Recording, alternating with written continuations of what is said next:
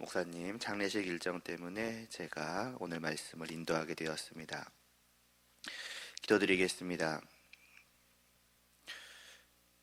하나님 아버지, 또 주일을 지나고 또 이렇게 한 주를 저희가 보내게 됩니다. 이 세상 속에서 살아갈 때에 정말 저희가 주일날 주님과 함께 하였던 그 기쁨과 주님이 주시는 그 평안을 맛본 것을 늘 기억하게 하여 주시옵시고, 이 한 주도 늘 하나님을 바라며 또 주님을 바라며 정말 그 사랑하는 마음으로 주님의 뜻을 따라 살아가기에 정말 힘쓰고 힘쓸 수 있게 하여 주시옵소서. 그러한 저희들의 그 믿음의 열매를 주님께서 받아주시고 또 기뻐하여 주시기를 소원하오며 예수님의 이름으로 기도드리옵나이다. 아멘. 데살로니가전서 2장 7절에서 8절 보도록 하겠습니다.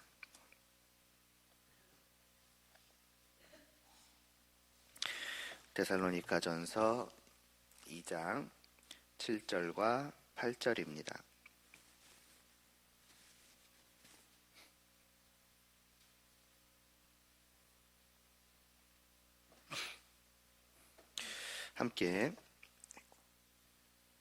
함께 봉독하겠습니다.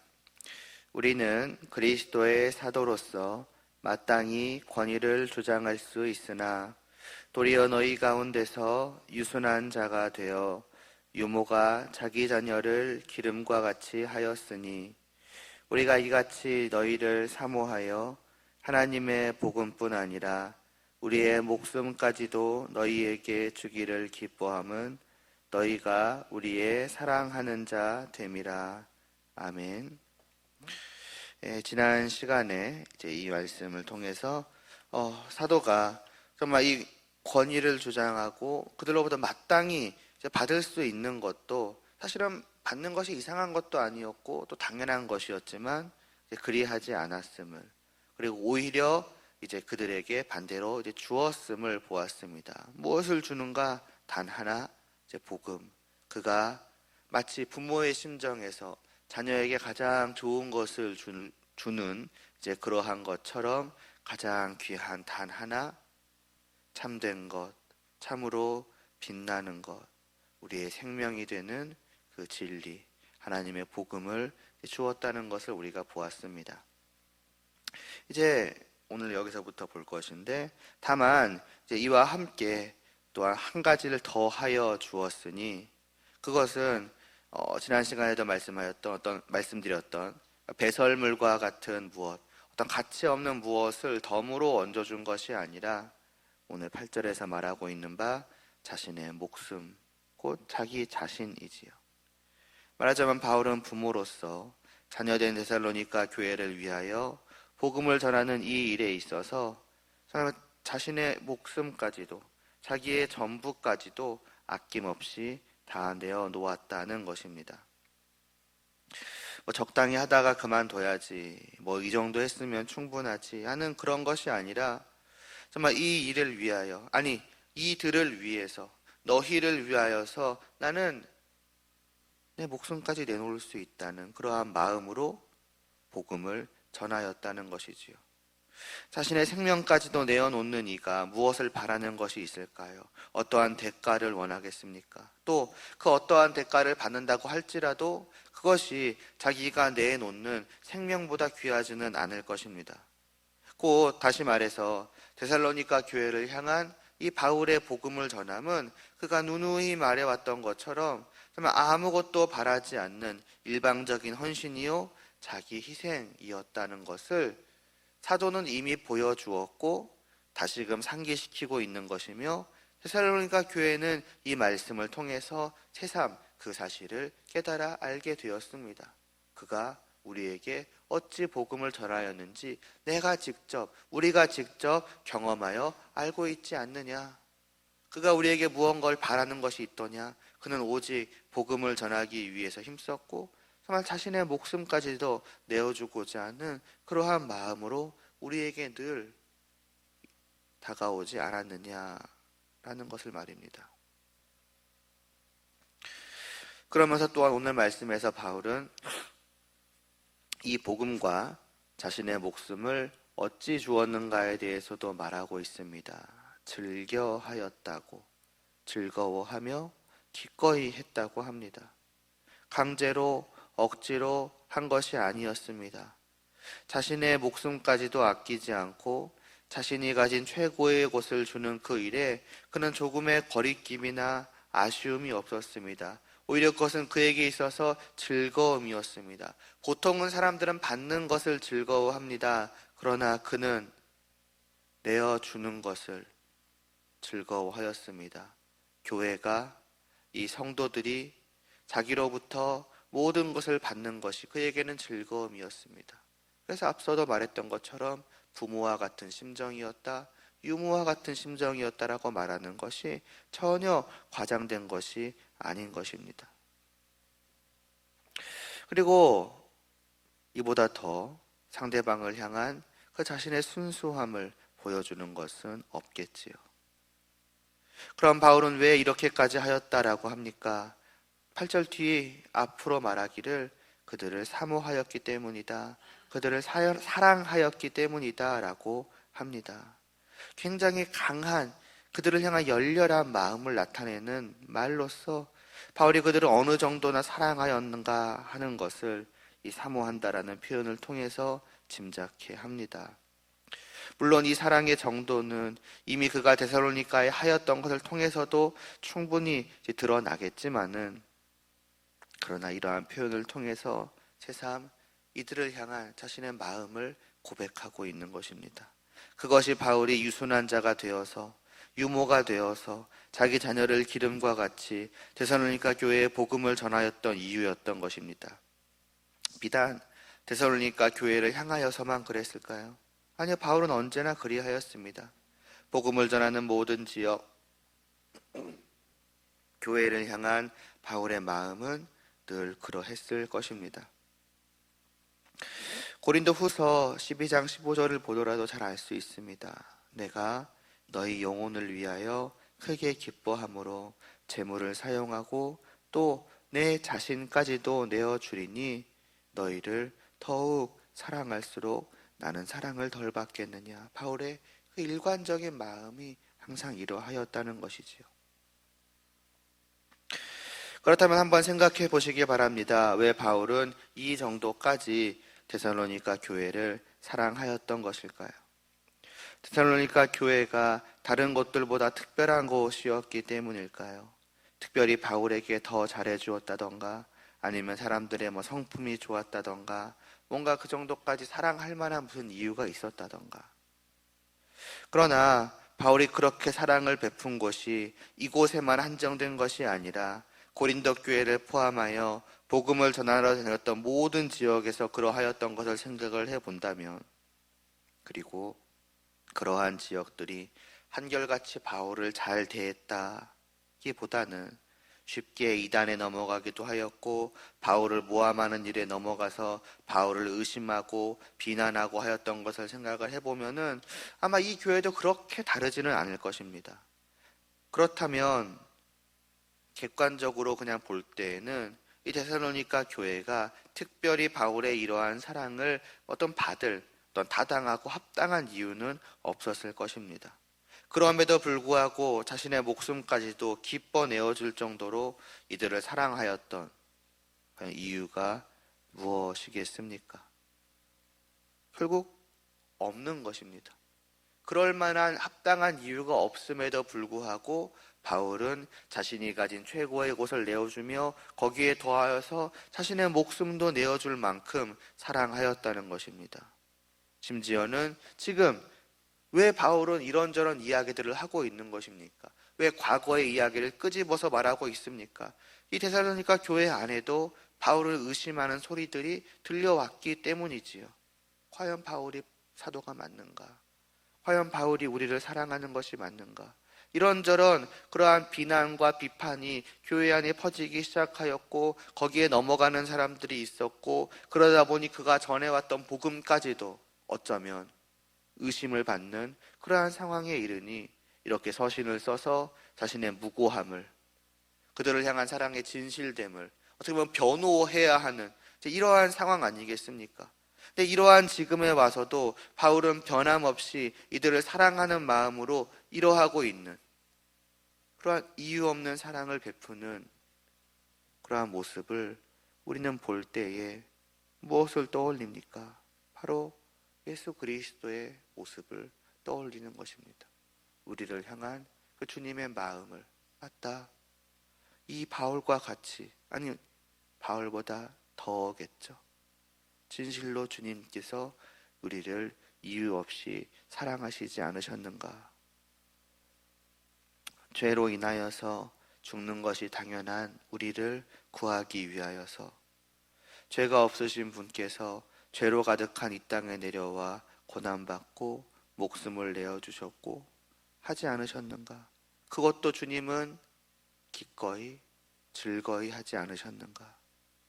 누가 먼저 그 일을 부탁하였습니까? 또 예수님께서 그 일을 하실 때에 누가 감동하며 감사하였습니까? 이사야 선지자는 장차 있을 이 일에 대해 예언하기를 그는 멸시를 받아 사람들에게 버림을 받았고 간고를 많이 겪었고 질고를 안다고 하였고 마치 사람들이 그에게서 얼굴을 가리는 것 같이 멸시를 당하였고 우리도 그를 귀히 여기지 아니하였다고 말씀을 합니다. 죄인을 구원하고자 자신을 희생하신 이 모든 과정 속에서 그분은 사람들의 감동의 눈물 섞인 찬사 대신에 버림과 멸시와 조롱을 받으실 분이었습니다. 그러나 그분은 이 땅에서의 마지막까지도 자신이 하시는 그 일에 대해 후회하지 않으셨고 지금도 하늘 보좌에서 우리를 위해서 간구하고 계시고 또 마지막 날에 이 땅에 다시 내려오셔서 택하신 자들을 저 하늘나라로 이끌어 가실 것입니다. 바울이 이 데살로니가 교회를 이와 같이 사랑할 수 있었던 이유를 찾자면 바로 여기에 있지 않겠습니까? 데살로니가 교회에 이와 같은 정도의 사랑을 받을 만한 어떠한 이유가 있었던 것이 아니라 바로 이 주님께 이유가 있지 않을까요?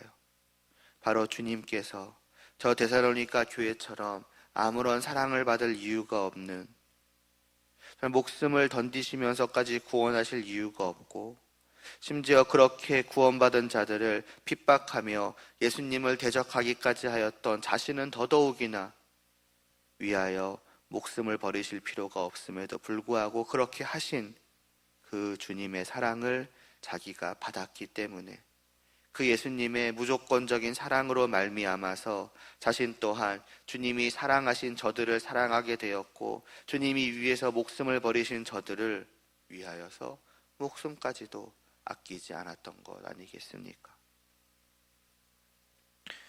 오늘 말씀을 통해서 우리는 이 바울이 복음을 전하는 모습을 보며 특별히 그의 어찌 보면 이유 없는 사랑과 헌신을 보게 됩니다.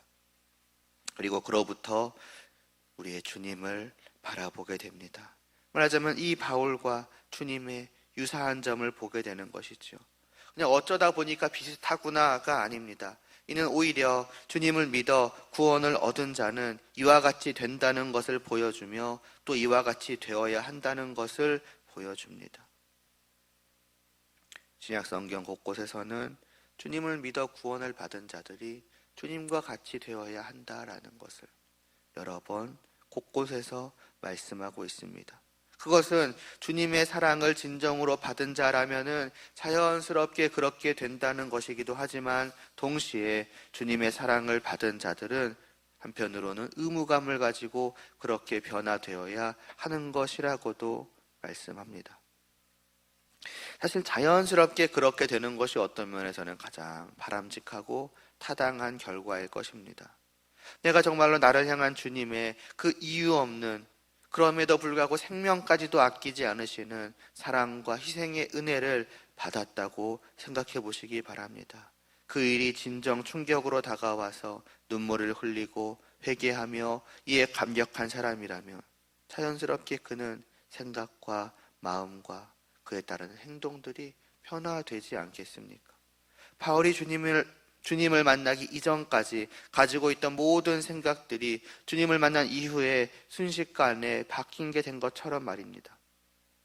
이전까지 자신의 의의를 위해 일해온 사람이 이제는 주님을 알고 그 사랑을 알아서 자연스럽게 주님을 사랑하며 주님을 사랑하는 그 사랑으로부터 다른 사람을 사랑하게 되는, 그것은 그의 어쩌면 노력의 결과가 아니라 정말 그 안에서 자연스럽게 우러나오는 그런 변화였을 것입니다. 그러나 동시에 우리는 여전히 죄인됨을 가지고 이 땅을 살아가는 사람들이기도 하지요. 온전히 그러한 어떻게 보면 자연스러운 변화만이 내 안에 있어서 나로 살아가게 한다면 얼마나 좋겠습니까마는, 여전히 우리 안에 남아있는 죄성은 그 변화대로 살아가는 것을 거부하고 방해합니다. 그래서 소극적으로는 먼저 은혜와 사랑을 받았지만은 그것을 다른 사람에게도 알리고 또 나누어 주기를 바라기보다는 여전히 다른 사람들로부터 더 무언가를 받기를 바라기도 하며, 때로는 아예 그 은혜와 사랑을 잊어버리다시피 하여서 주님을 알지 못하고 만나지 못한 자들과 다를 바 없는 모습을 보이기도 합니다. 그래서 성경은 한편으로는 성도는 이와 같이 자연스럽게 된다고도 말씀하지만, 또 한편으로는 이렇게 되는 것이 그리스도의 의무라 하며 그리스도인의 의무라 하며 그리스도와 같이 되어라고 권면하며, 그렇기 때문에 내 스스로 이러해져 가기 위한 노력을 게을리하지 말고 힘써가야 한다고도 말씀을 하는 것입니다. 에베소 4장 15절이 그런 경우죠. 오직 사랑 안에서 참된 것을 하여서 범사에 그에게까지 자라가라고요. 우리의 머리 대신 그리스도에게로 말입니다. 그렇게 우리는 분명 주님을 믿기 이전과 달라진 모습이 있겠지만은 또 그것으로 만족할 것이 아니라 오직 머리 대신 주님과 나를 바라보면서 나의 부족함을 끊임없이 깨달으며 내가 정말 이와 같이 주님의 몸된 교회를 정말 사랑하고 있는가, 나의 사랑을, 나의 목숨까지 아끼지 않는 나의 생명을 정말 저들에게 주기를 다만 주고자만 하는 것이 아니라 심지어는 그것을 하기를 기뻐하기까지 하고 있는가. 크게 말하자면 온전한 성도의 모습일진데 나는 지금 어디까지 와 있는가. 이를 부단히 돌아보면서 사랑하기에 힘쓰고 또 사랑하는 것을 기뻐하고 즐거워하기에도 힘써 가야 할 것입니다.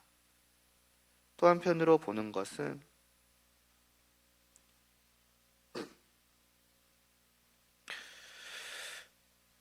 나는 어느 정도로까지 실제로 또 사랑을 행하고 있는가 하는 것입니다. 거기에는 다시 말씀드리지만은 기쁨이 분명히 있어야 한다는 것입니다. 성도는 단지 그냥 그렇게 해야 하는 의무감에서 목숨을 줘야 한다, 그렇게 해야 하는 것이다 로만 끝날 것이 아니라 그것을 기뻐하는 자들 또한 되어야 할 것입니다. 그게 사랑이라는 것이지요. 사랑을 행함이 즐거움이 되어야 한다는 것입니다. 이것은 달리 말하면 우리의 의무는 의무이되 그러나 동시에 우리가 즐길, 또 한편으로 말하자면 우리가 누릴 것이기도 하다는 뜻이 될 것입니다. 다시 말하지만 바울이 이것을 다만 의무이기 때문에 힘들어도 그냥 해야 하니까 했고 하고 나면은 그냥 일종의 그냥 성취감으로 했다로 끝났겠습니까? 그는 기뻐했다고 말합니다. 다르게 말하면 즐거워한 것입니다. 성도의 삶을 즐긴 것이고 누린 것입니다. 헌신을, 남을 위해서 희생하는 것을 즐길 수 있다라는 생각을 하는 것은 쉽지 않으나, 그러나 주님을 알게 되고 그 사랑을 알게 되고 그래서 다른 사람들을 사랑할 수 있게 된 사람들은 재밌게도 혹은 놀랍게도 또한 그것을 즐거워하기도 합니다. 그 믿음이 연약해져 있을 때에는, 때로는 덜 성숙해 있을 때는 그것을 미처 즐길 생각을 못할지 모르나, 그러나 그 믿음이 자라나는 과정 속에서 다른 사람들을 향한 사랑이 커져가면 커져갈수록 그를 향해 베푸는 것이 나에게 자연스러운 즐거움이 되기도 합니다. 왜냐하면 그를 사랑하니까요. 사랑하는 사람에게 내가 좋아하는, 내가 가지고 있는 좋은 것들을 베푸는 것은 말 그대로 기쁨이요 즐거움이 아니겠습니까? 그러니 헌신의 삶은 겉에서 봤을 때에는 힘들고 어렵고 수고스럽고 다만 대단해 보이는 그러한 일처럼 보이나 정작 그 일을 행하는 그 당사자에게 있어서 그것은 또한 나는 이것을 즐기는 것이고 또 한편으로는 누리는 것이야. 그렇게 하지 않는 것이 나에게 기쁨이 되는 것이 아니라 그렇게 하는 것이 나에게 기쁨이 되는 것이야 라고도 말을 할 수가 있는 것이지요. 이 또한 성도의 삶의 한 가지 특징이라는 것이지요. 월요일입니다. 한 주간을 또 우리는 살아가게 될 것입니다. 이 바울의 모습을 보며 그리고 바울로 하여금 이렇게 살아가게 만든 그 우리의 주님을 우리가 바라보며 정말 이 한 주간도 서로에게 우리 주위의 사람들에게 주님의 몸된 교회를 이루어가는 우리의 지체들에게 우리의 사랑을 아낌없이 쏟으며 늘 기도하며 늘 생각하며 또 때로는 다가가서 나의 사랑을 또 내가 주고자 하는 좋은 것들을 주며 그리고 그 모든 것들이 또 우리에게 기쁨으로 누려져서 정말 이렇게 주님을 따라 사랑을 베푸는 삶을 살아가는 것이 나에게 있어서 진정으로 복된 삶이구나 하는 것을 이 한 주간도 우리가 경험하며 누릴 수 있기를 소원합니다. 기도드리시겠습니다. 하나님 아버지, 또 한 주간을 살아가게 됩니다. 우리가 성도로서 주님의 그 놀라운 사랑과 은혜를 받은 자로서 어찌 살아가야 할 것인지를 이 말씀을 통해 다시 돌아보니 부디 이 한 주가 그러한 삶으로 가득 찰 수 있도록 하여 주시옵소서. 얼핏 봤을 때는 정말 우리의 죄성과 싸워 이기지 않으면 안 되는 정말 발버둥 치지 않고서는 도무지 해낼 수 없을 것 같은 그러한 힘든 싸움과 같은 삶으로 보이나 그러나 성도에게 있어 다른 한편으로 이것은 지극히 기쁨과 행복과 즐거움이 가득한 복된 삶을 누리는 것이라는 것을 저희가 또한 생각케 하여 주시옵시고 그래서 우리가 서로를 생각하며 서로를 사랑하며 주님이 우리에게 보이신 그 사랑을 아낌없이 우리가 또한 나누어 주는 것을 행할 때에 이러한 기쁨을 저희가 가득히 누릴 수 있도록 하여 주시옵시고 정말 그것이 우리 안에 있는 죄성과 싸워서 이길 수 있는 또한 힘이 될 수 있게 하여 주시옵소서. 예수님의 이름으로 기도드리옵나이다. 아멘.